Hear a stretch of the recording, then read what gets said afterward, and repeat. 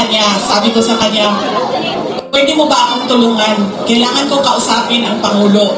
Kasi nakikita ko sa mga plano nila at nabasa ko sa mga plano nila, meron silang i-file na kaso. So sinamahan niya ako.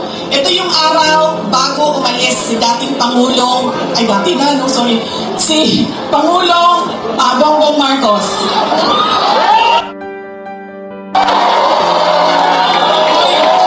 Hindi ko sinadya yun. Yun, ha? Kayo lahat, kayo ng sedisyon. Kayo dyan, kaso na kayo bukas. So, ito yung araw na paalis siya, papuntang Amerika. Pumunta kami, sinamahan ako ni Senator Amy. Siya yung kumuha ng oras ng schedule para makausap ko si BBM. Noong nandun na kami, binanggit ko sa kanya ang impeachment. Pero hindi yung impeachment ang gusto ko marinig ninyo na kwento ngayong gabi na ito. Doon sa pag-uusap naming tatlo, kaming tatlo lang yun pasensya na silang dalawa. Marites yung nandoon sa harap, nilang dalawa. Nag-uusap kaming tatlo, nabanggit ni BBM ang pag-amyenda ng konstitusyon. At sinabi niya na, madami siya sinabi, pero ang gist na sinabi niya ay, we will just amend. Kasi English man sila pag mag-istorya, no? So ako dito, kuya wani, in English, we will just amend the economic provisions of the Constitution. Nakirinig ko at nakita ko talaga na sumagot si Senator Amy. Sabi niya, that is a dangerous thing. Sabi niya, if you open the Constitution to amendments, you do not just open it to economic provisions. You open it for all amendments of the Constitution. At nagsagutan na silang dalawa sa harap ko dahil sa ating Constitution. Kaya yan ang pruweba ko at proof ko sa inyo na magkaiba na tao. Ibang tao si BBM, ibang tao si Amy Marcos. Okay lang ma'am, pwede ka na umalis. Wait lang, sandali. Iboto niyo ba si Amy Marcos? Okay lang ma'am, pwede ka na lumipat sa QC. Huwag na nito. Kalimutan ko na yung sasabihin ko. Tatlong paalala. Hindi natin tinitingnan kung ano ba yung mga pangako niya noon. Tumakbo siya noon, may pangako siya. Binigay ba niya? Diba? 20 pesos ang kilo ng bigas. Tapos ngayon, okay na daw. After 3 years, 3 taon na campaign promise o pangako sa eleksyon, ibibigay ngayon. Pero, ibibigay lang sa Visayas. Para bang hindi kayo nagugutom dito sa syudad ng Maynila. At parang hindi nagkukulang ang pera ninyo pambili ng pagkain. Kaya dapat tinitingnan natin. Sumayaw, oo. Kumanta, oo. Bakit hindi? Pero tinitingnan natin, ano ba ang pangako? Binigay ba o hindi? Bakit hindi binigay ang pangako? Dahil nagsinungaling? O dahil hindi talaga maibigay? Diba? Yan yung unang. Lagi na lang tagbangan. Sorry, ma'am. Nambubunol. I'm sorry, ma'am.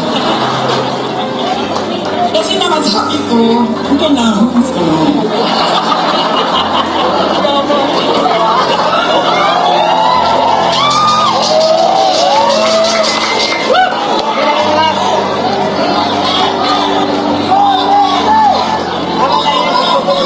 Alam nyo, yung bangag na yan, hindi totoo.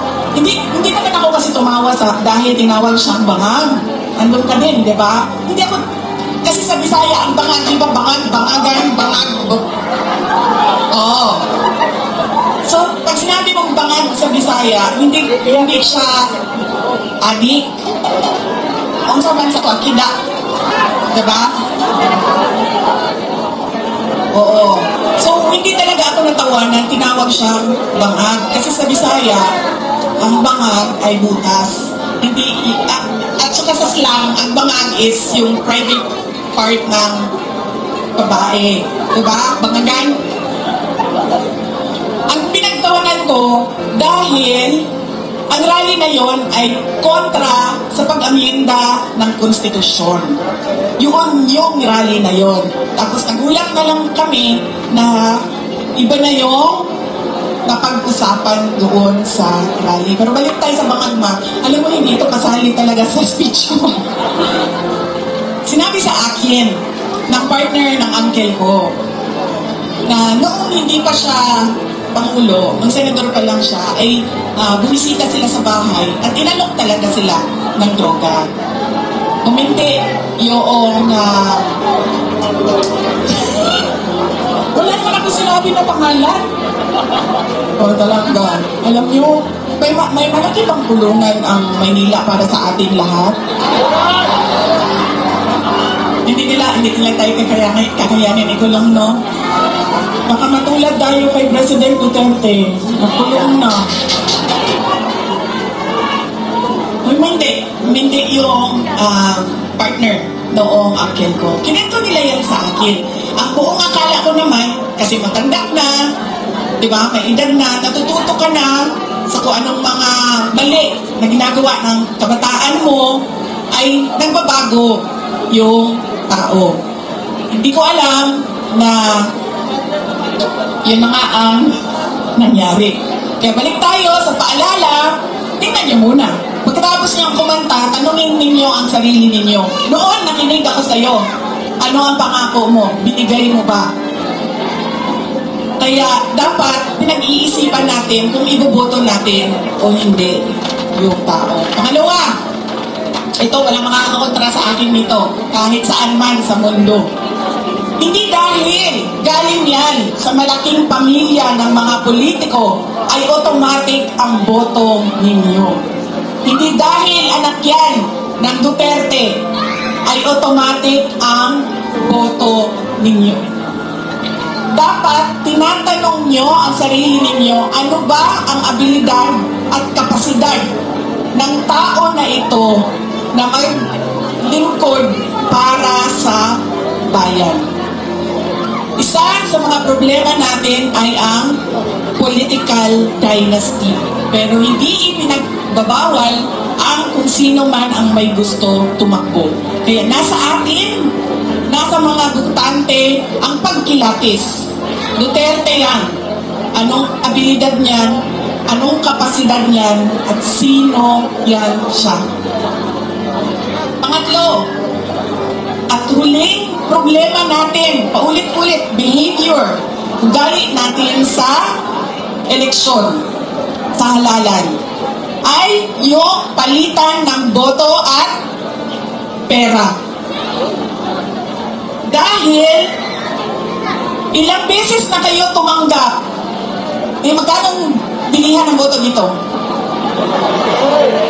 1,000? 1,000? Grabe, 1,000 lang? Gano'n lang. Bigas ang ano dito, palitan. Ilang kilo? 5 kilo. So, magkano yun? 250? Mga 1,300 total ngayon ang bili. Alam mo, lugi kayo. Taasan niyo yung presyo ninyo. Kasi galing ako doon sa Bacolod kahapon. Tinatanong ko, magkano bili ng boto nito? Noong 2019 daw, 2,000. 2022, 3,000. See? Sabi ko, taasan ninyo ang presyo ninyo. Tapos nung, ito daw, itong election na ito, 2,000 to 3,000. Sabi ko, hindi niya pa alam kung magkano kasi wala pa namang bilihan. Pero sabi nila, daw yung bilihan ng boto doon. Kaya, kulang ang hingi ninyo. 1,300.